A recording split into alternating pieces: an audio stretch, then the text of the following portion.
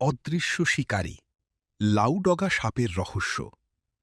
নীরব সবুজ বনের গভীরে, যেখানে প্রতিটি পাতার আড়ালে লুকিয়ে থাকে রহস্য, যেখানে একটি ডালও হতে পারে জীবন্ত, সেখানে বাস করে এক আশ্চর্য প্রাণী, যাকে দেখা যায় কিন্তু বোঝা যায় না। এটাই গ্রিন ভাইন স্নেক, বাংলার গ্রামে পরিচিত লাউডগা সাপ নামে।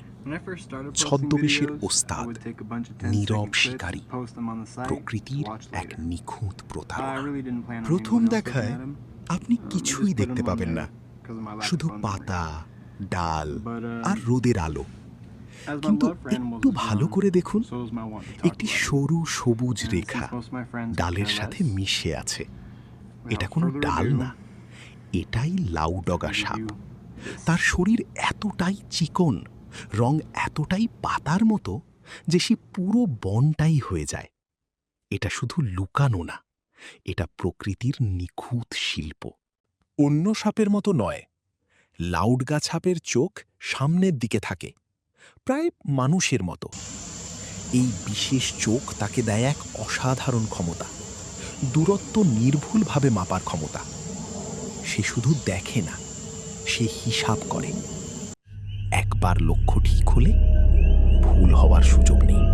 পাতার আড়ালে সে অপেক্ষা করে। একটি টিকটিকি, একটি ব্যাঙ, কিছুই বুঝতে পারে না।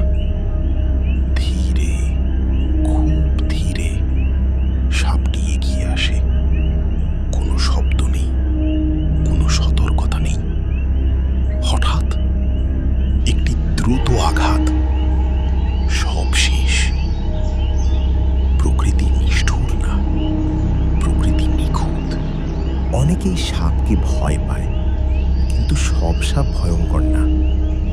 লাউডগা সাপের হালকা বিষ আছে, কিন্তু মানুষের জন্য সাধারণত বিপজ্জনক নয়। কামড়ালে সামান্য ব্যথা বা ফুলে যেতে পারে।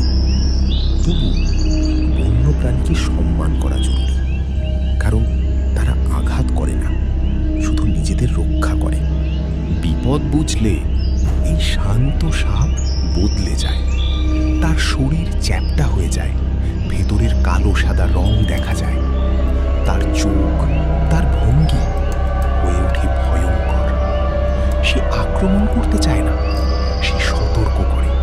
একটি নীরব বার্তা, দূরে থাকো। এই সাপ মাটির না, এটা গাছের প্রাণী। গাছেই কাটায় তার বেশিরভাগ সময়।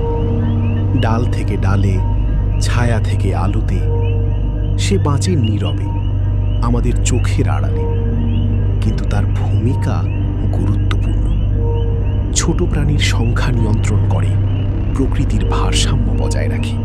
এই শব্দময় পৃথিবীতে লাউডগা সাপ বেঁচে থাকে নীরবতায়, অদৃশ্য অথচ অপরিহার্য। এটা আমাদের শেখায়, সব বিপদ ভয়ঙ্কর দেখায় না, আর সব সুন্দর জিনিস নিরাপদ না।